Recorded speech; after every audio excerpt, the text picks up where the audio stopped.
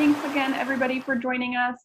One more time, if you guys have any questions during this presentation, Jordan and Kyle will be stopping periodically to take those questions, but please feel free to throw your question in the Q&A box.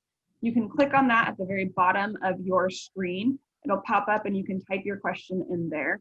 Otherwise, my name is Shelly Bennett. I'm the Public Relations Manager here at Midas Gold, Idaho, and I will be handling those Q&As for Jordan and Kyle today.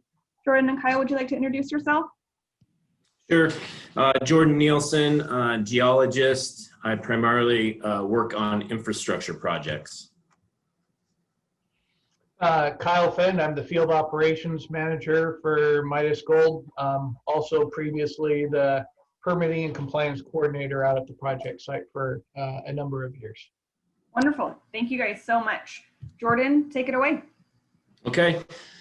So obviously the topic today is on offsite infrastructure. Today we're going to talk about transportation, intersection improvements, public access, including winter access, the transmission line or power line, and then offsite facilities. I think most of you that are on this call probably know where the site's located, but for those of you that don't, we're located north of Boise or east of Cascade, Idaho. There's currently 3 ways into site, one being from McCall, Idaho, east on Lick Creek Road to Yellow Pine, and then on to Stibnite. The other 2 start at Cascade and follow Warm Lake Road to Warm Lake, and you can either head north along the South Fork Road and then get on the East Fork Road into Yellow Pine, or continue on Warm Lake Road to Landmark, and then you'll go north along Johnson Creek into Yellow Pine, and then they meet there and head east into Stibnite. So transportation. So early on, before we submitted the plan of restoration and operations, we knew we'd have an impact on transportation. So we tried to locate as many jobs offsite as possible. That location is known as the Stibnite Gold Logistics Facility that Kyle will touch on later. We also wanted to concentrate our traffic to Monday and Friday. Anybody that travels up to McCall on Friday afternoon or Sunday afternoon knows why that's important. It's a heavy recreation area and lots of traffic coming up from Boise. So we also, with that logistics facility, want to make sure 90% of our workforce is bussed out to site. That way we can reduce our impacts along Warm Lake Road and the proposed Burke Log Route. Highlight 2 is that any vehicles that are carrying sensitive loads will have pilot vehicles with them. They will meet at the logistics facility and will be piloted out along the Burke Log Route. Key point 2 is in the plan of restoration operations is that we wanted to make sure we bypass McCall.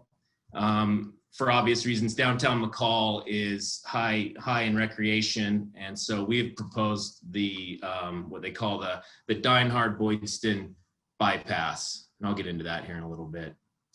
And then we're also have committed to providing financial assistance to upgrading 3 intersections along the route, one at Warm Lake Road, and the other 2 are in McCall at Dinehard Lane and Boydston. So as part of our route, we looked at 5 different intersections in a traffic impact study. HDR authored that for us back in 2017. We looked at the intersections of Highway 55 and Banks-Loman Road, as well as Warm Lake Road, Dinehard Lane, Boydston Street, and US 55 and 95, or State Highway 55 and 95. And the results of that study, basically ITD said no mitigation is required at Banks and Loman Road because we're not anticipating any weekend trip generation.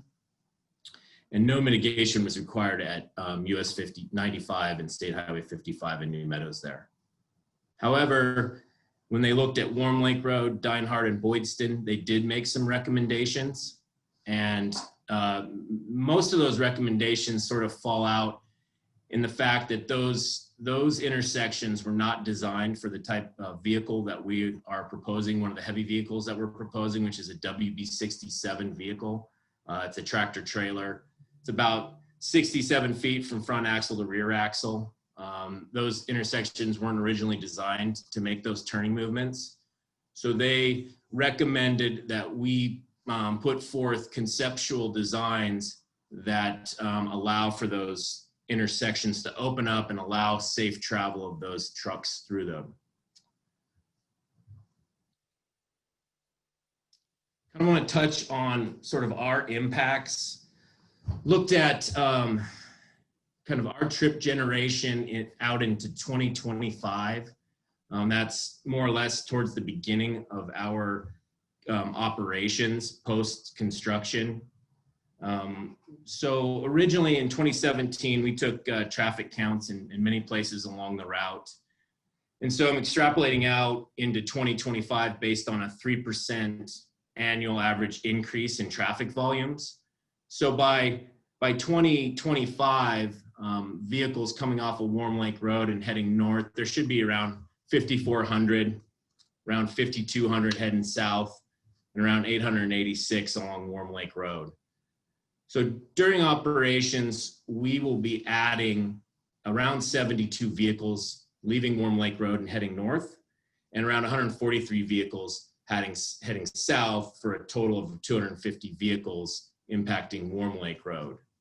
And so what you can see here is that our percent of vehicles or impacts here on north of Warm Lake Road on State Highway 55 is a little over 1%, and south would be just shy of 3%. Obviously, the biggest impact will be on Warm Lake Road, and that's closer to 20%. So I can take a moment here and answer any questions that people have. If not, I can keep moving and answer them down the road. Thanks, Jordan. One question came in, and you may have hit on it just a tiny bit, but will Midas Gold be paying for the infrastructure upgrades, or will that be coming out of taxpayer dollars? So we are proposing to make the upgrades, and I can talk about this a little more in this next section, at the intersections. Basically our proportionate share plus some. Warm Lake Road, we have the biggest impact, and we have stated publicly that we were going to pay for those intersection improvements.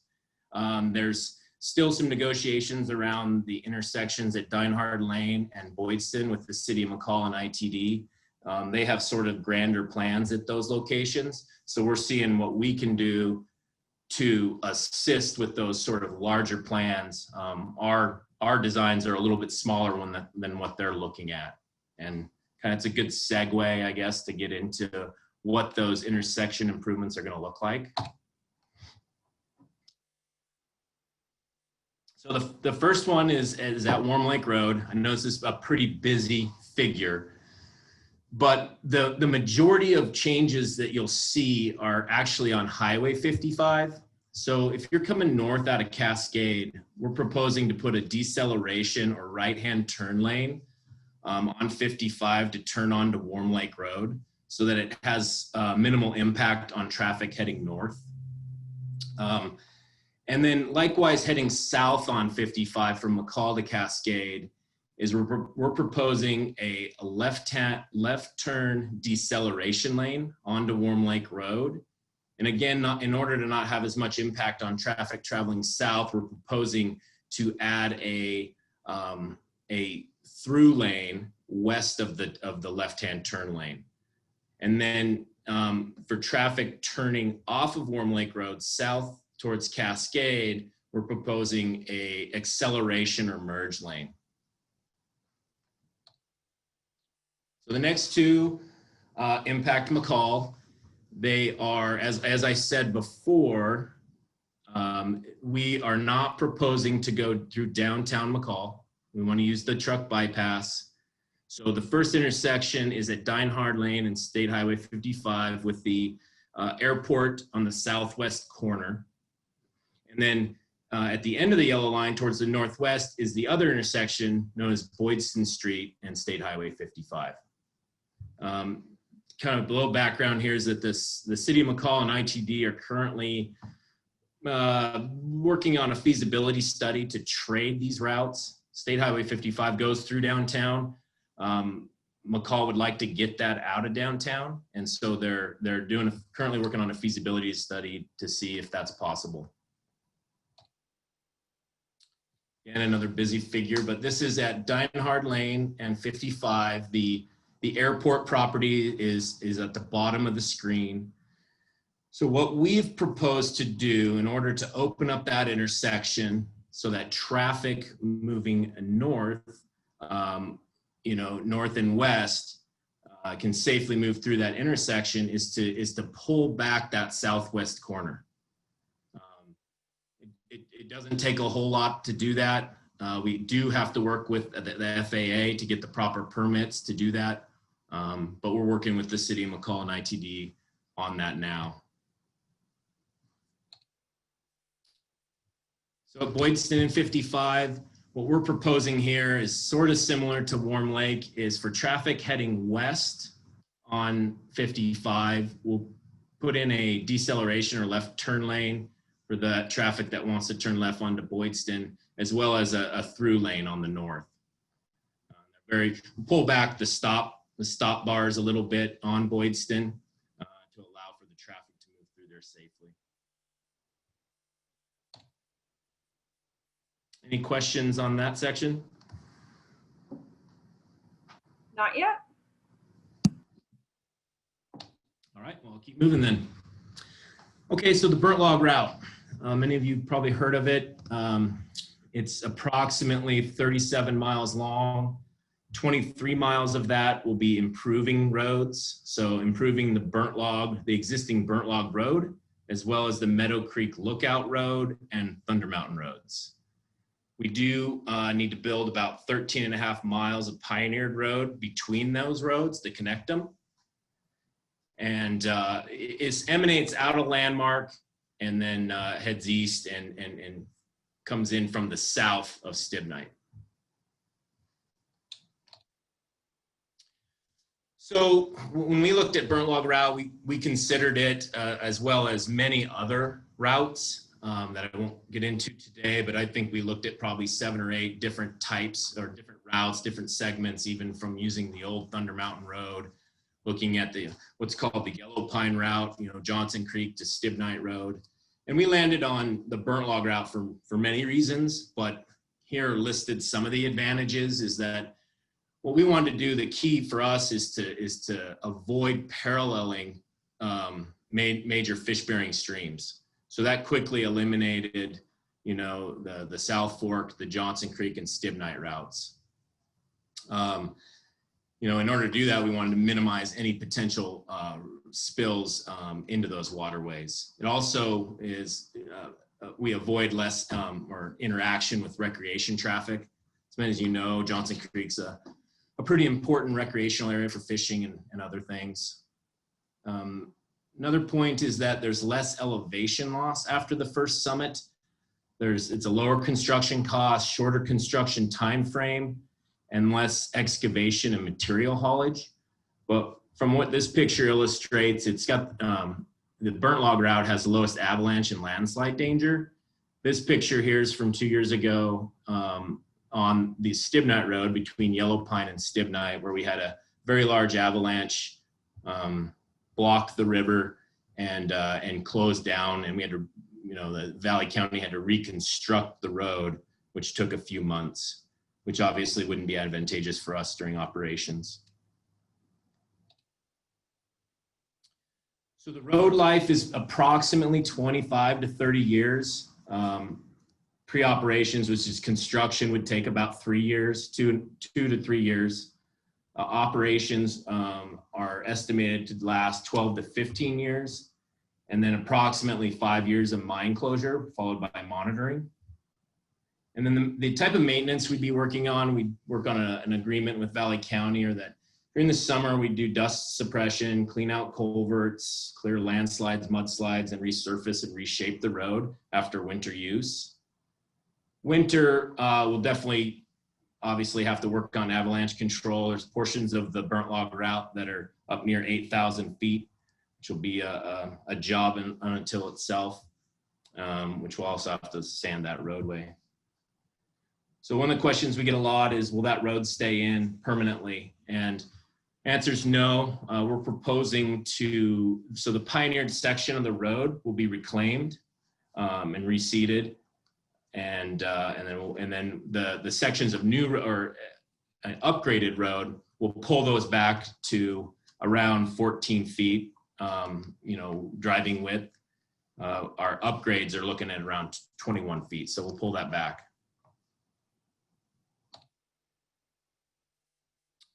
Stop and answer any questions that people have.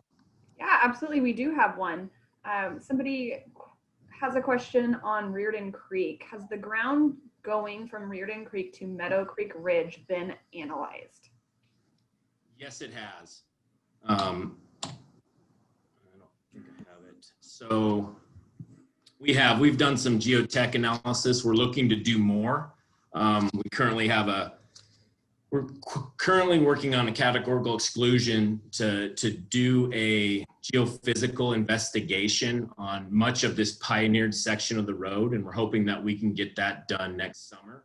But there have been, sort of low impact geophysics studies that have been done on portions of that road already, the proposed location already. Okay. Same person is interested in the protections that we are looking at around Trapper Flat and Meadow Creek watershed. Protections, I guess I need more than that. Okay. Any protections that would be dictated by the Forest Service, wouldn't they, Kyle? Okay, perfect. Yeah. Go ahead, Kyle. Yeah, I was just gonna say, I mean, minimal impacts through that watershed area. Again, same thing that we have with the road design all the way through. We're gonna be crossing watersheds versus parallelism, and all of our standard transportation protocols are gonna continue to be into effect. Wonderful, thank you. That's all the questions for now. Okay, so we'll get into public access a little bit. So during, originally in our plan of restoration operations, we did not propose any public access through the site.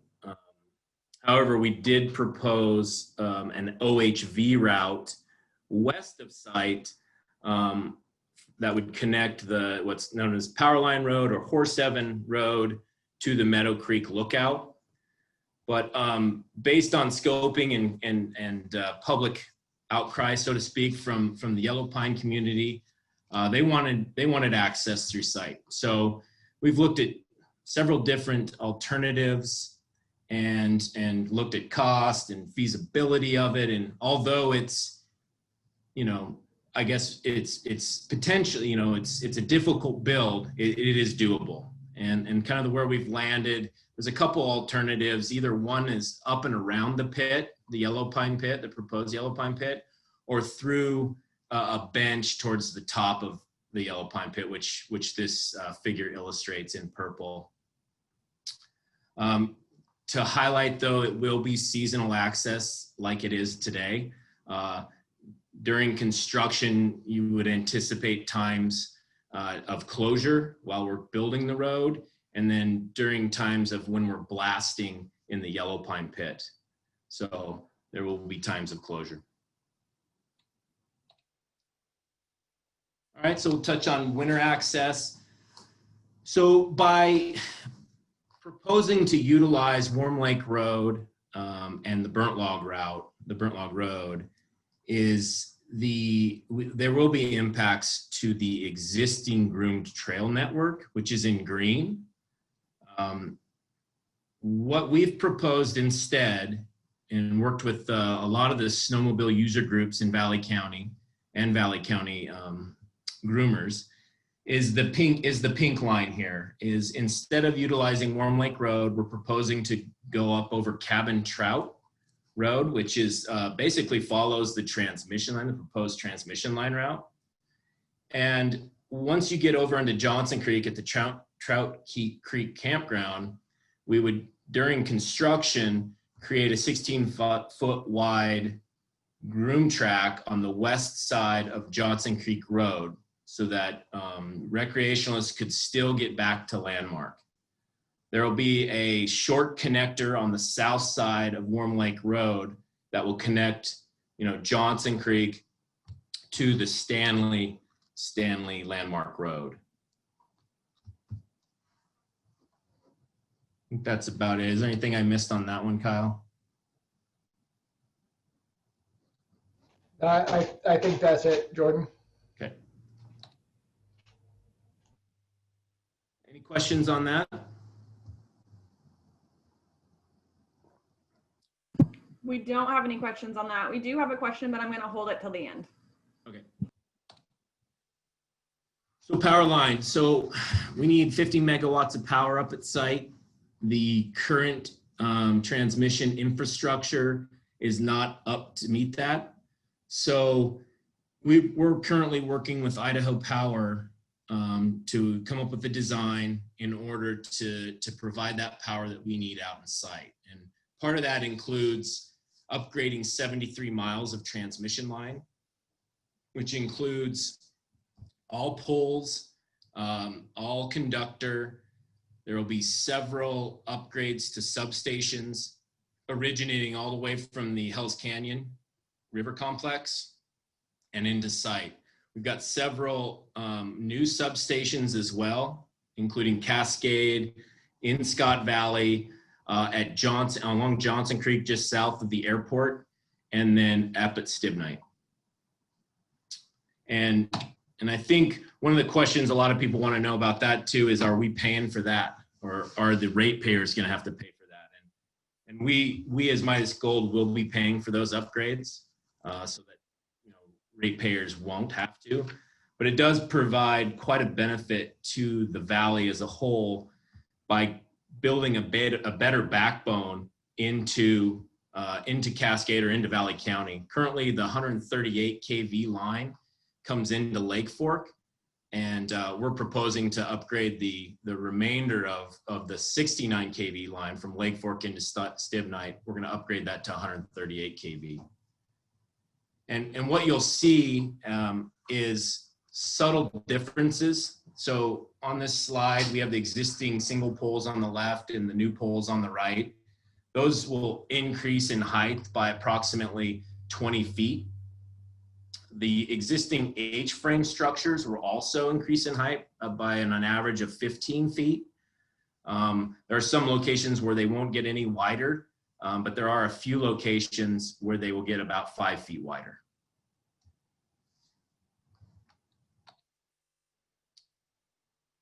So some of the highlights are that we are proposing to follow the existing route. There's about 64 miles of it that are upgraded and approximately 9 miles that are new.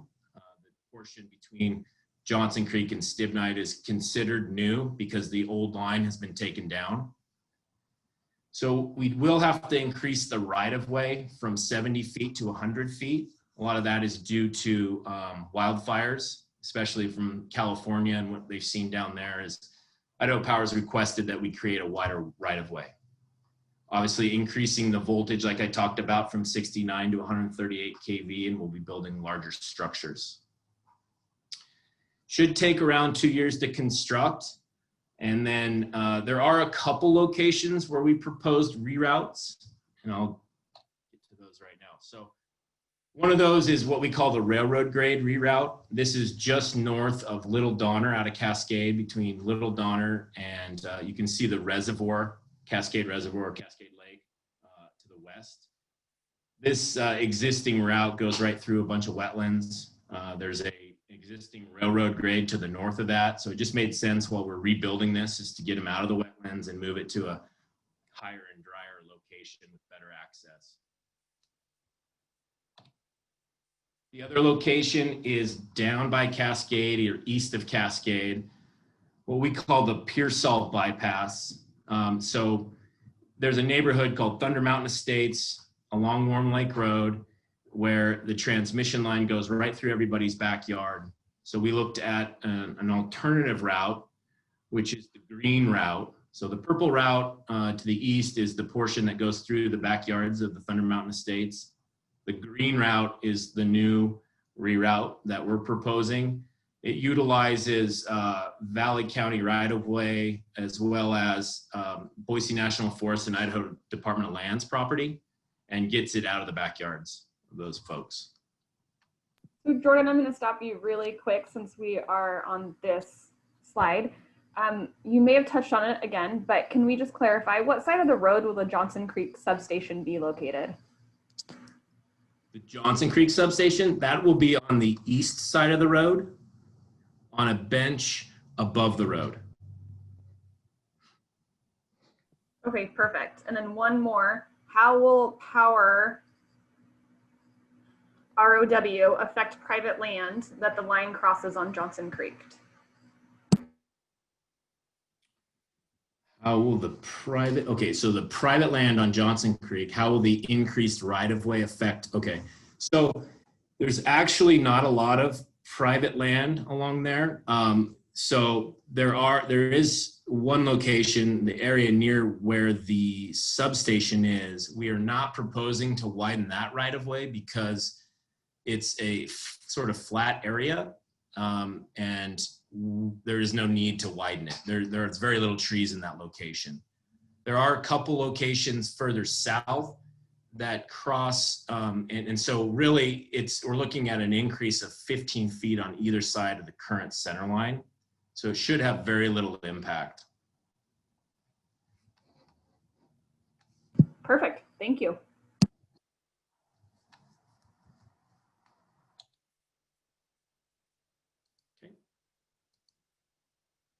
All right, so I'm going to hand this off to Kyle. He's going to talk about offsite facilities. Okay, thanks, Jordan. So from an offsite facility standpoint, as Jordan kind of alluded to, Burke Log Road, it's a long road way back in the middle of nowhere. And winter maintenance, because it is up high in the drainages, it's going to be a constant battle. But it's one that we'd much rather deal with than being down in the valley bottoms at the bottom of all those avalanche paths. As part of that, snow maintenance during the winter and be able to do all of the maintenance on those road segments during the summer requires us to have a maintenance facility in that area. And as you can see, kind of in the bottom right hand corner of the slide, that's where that burnt log maintenance facility is. And then further down on the left, just to the left of that inset map is where we're proposing for that Scott Valley Logistics facility to be. And what that facility is really designed to do, as Jordan touched on earlier, is to consolidate a lot of the traffic going out to the project site itself. It condenses all of the employee traffic down to from 100% and only leaves about 10% of people that are either late to catch the bus coming out to the project site, other staff members that are need to go in and out on a slightly different time schedule, but really consolidates all that employee traffic into buses and carpools to get them out to the project site, as well as consolidating transport loads. The analogy I like to use nowadays, especially with COVID, everybody's ordering stuff off of Amazon. So I don't know about you guys, but my neighborhood, I can see the Amazon truck or the FedEx truck drive through our cul-de-sac multiple times a day. We don't need to have multiple trucks dropping off small packages all the way out to Stibnite. They can just swing into the logistics facility, drop it off there, and then we consolidate all those smaller deliveries onto our trucks that are already going out to the project site. Next slide.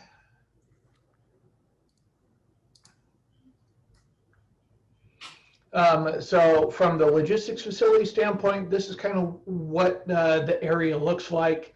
You can see that mine personnel parking, the bus parking and loading, our warehouse and truck yard, and then a larger lay down yard for larger supplies that we're going to be consolidating to take out to the project site. The other thing that this facility does is it brings those non-critical site jobs out of sight and into the local environment. So the admin, some of the purchasing folks, the lab that we're going to have to be able to analyze our core and assay samples coming out of the mine pit. Those can all be based here. They don't need to be at the project site itself. So it takes some of those impacts from the project site, brings them out to this location, and it makes a better quality of life for these individuals. It's more of a 9 to 5, makes it easier for them to come home to the families at the end of the day. So the other thing that you can see on here is we've relocated the substation in Scott Valley. If those of you who are familiar with the area have driven down through there, it's not a giant substation, but it's plainly visible there on the left-hand side of the road as you're driving in. And we're relocating it to our site. And what that does is it puts it behind a screen of trees. It's less visible. It takes it off of somebody else's private property from a right-of-way standpoint with Idaho Power, and it puts it into this location. Next.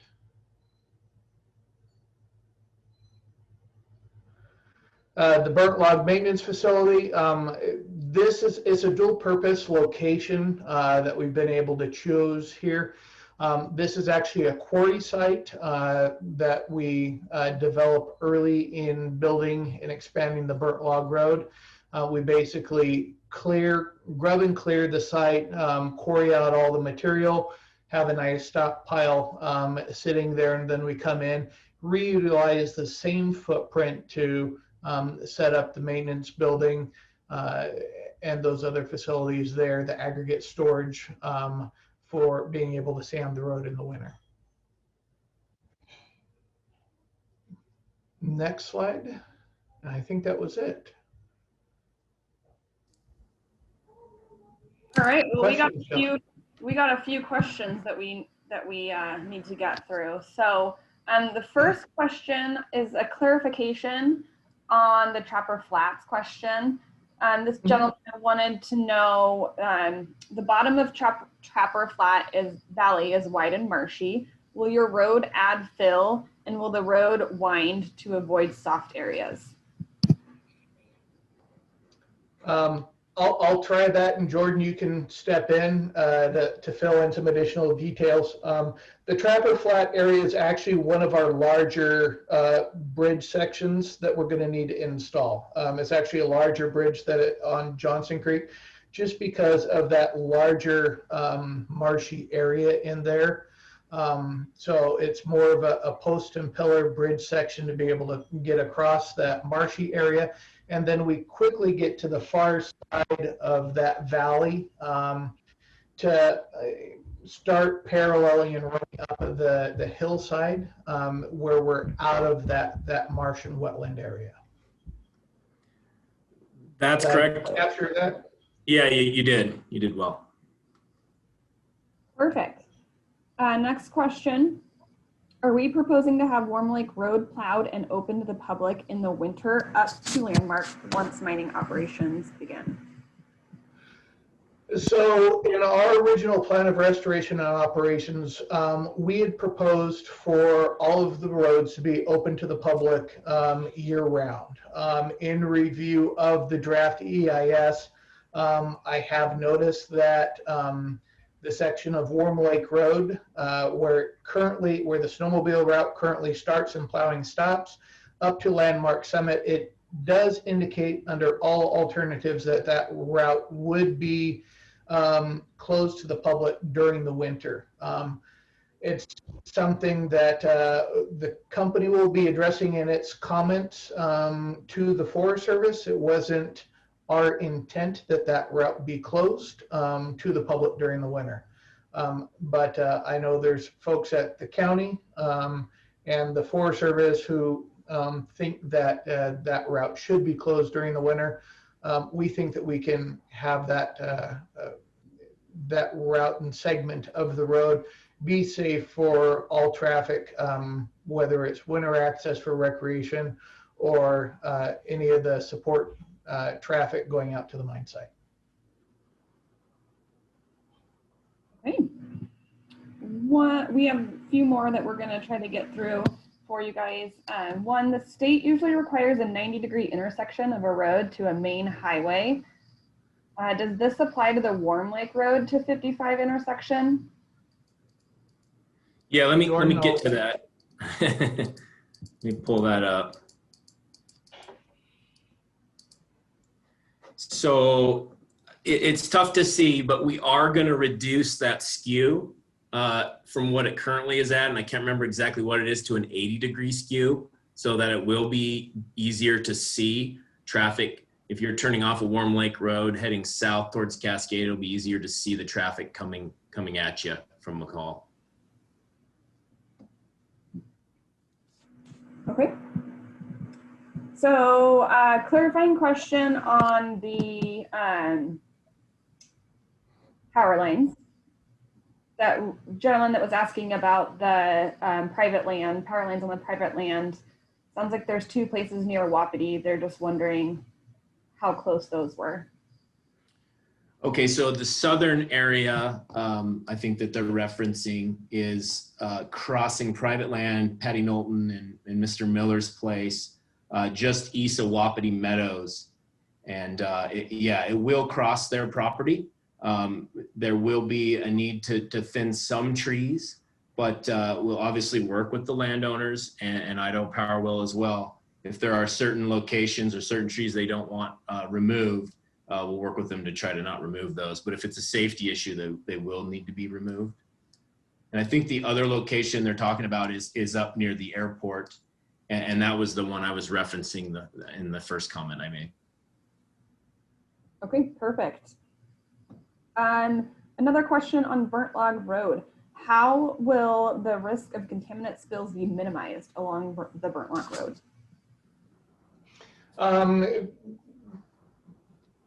Pretty easy, well, using the same practices that we use now. So we currently convoy out all of our sensitive loads to the project site, and even some of the oversized larger loads that we have come out. What that entails is that we have a pilot vehicle running. Generally, it's about a mile in front of the transport trucks.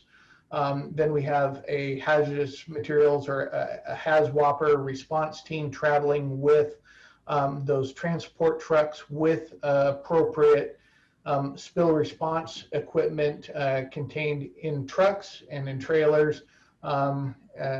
As we're traveling in those response vehicles, the main response vehicle is always on a downstream standpoint of the transport trucks, both going in and out of the project site, so that if there is ever an incident, it can be immediately responded to and facilitated. The other thing that that response team has on it is that if a vehicle gets into an accident, a tank is punctured or anything else like that, we have additional storage, portable storage tanks, things like that, that we can basically offload that truck on site. So to get the fuel out of a leaking tank into better storage on a temporary basis until we can get appropriate or new transport vehicles in to pick that material up. Wonderful, thank you, Kyle. Jordan, how will snow machines travel from Warm Lake to Yellow Pine? All right, let me get to that slide. I'll help a little bit explain it. Okay, so yeah, something I guess I wasn't very clear on earlier is, so during construction, we will be impacting Johnson Creek especially during winter as well.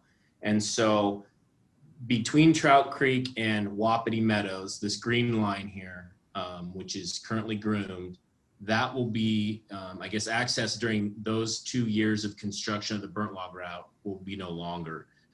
Following construction of the Burnt Log Route, it'll go back to the status quo. So the portion between, this green portion between Landmark and Wapiti Meadows, the grooming will go back to the Johnson Creek Road. Currently, the road is plowed from Yellow Pine south to Wapiti Meadows, and from what I understand, that will continue to be the plan. But I think that's open for change at least at some point.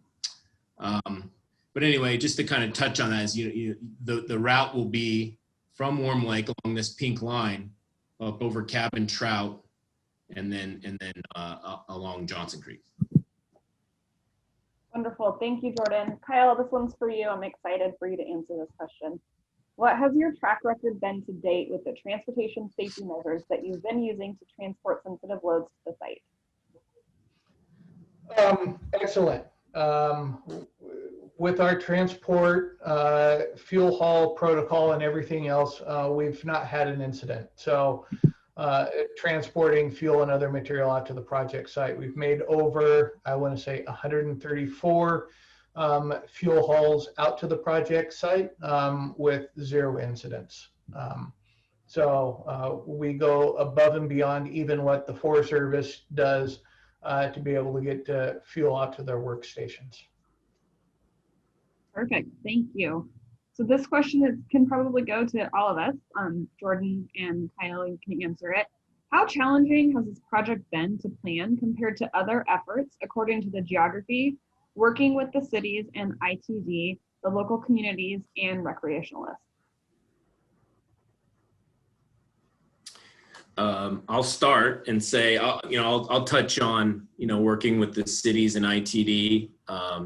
It's been great. I mean, when it comes to, it's a process, it takes a while, but the intersection improvements, there's been a back and forth with ITD, Valley County, City of McCall. I think to get, and negotiations are ongoing, but the relationship has been cordial and very good, and we're working together to the same end. As far as the snowmobile user groups, I'll kind of echo that again. They've been great to work with. Early on, even before I was with Midas, I think they voiced their concerns by, us taking out some of their groomed trails, but we've worked together, Kyle and I, and those snowmobile user groups, come up with an alternative route that I think is palatable. And we continue to work with them and sound them out if there are any concerns.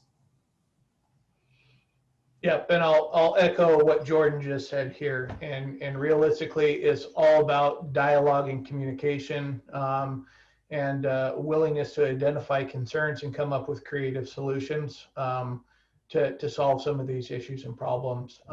So nothing's insurmountable here, really.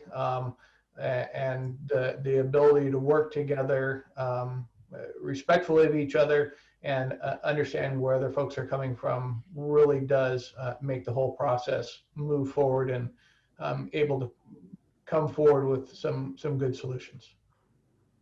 Perfect. All right. Well, with no other questions from anybody, I'm going to go ahead and give people some 15 minutes back of their day and end a little bit early. Thank you guys all so much for jumping on and spending some time with us, listening to our presentation and asking very thoughtful and insightful questions. This project is a big project, and we want it to be open and transparent for everybody, and we want people to ask questions and get the answers that they need. And we also ask that you take the time to go onto the Forest Service website and onto their online portal and cruise through some more information, get your answers that you need to comment on the project, and make sure to make your voice heard and get your comment letters in by October 13th. So the Forest Service has the information that they need to make their decision. If you have any other questions after this webinar, we're happy to answer any of them. Go ahead and shoot any of us an email. You can also email us at community@midasgoldinc.com, and we will make sure to get answers to you as soon as possible. Thanks, everybody. Thank you, Kyle. Thank you, Jordan. We appreciate you, and we hope you have a great day.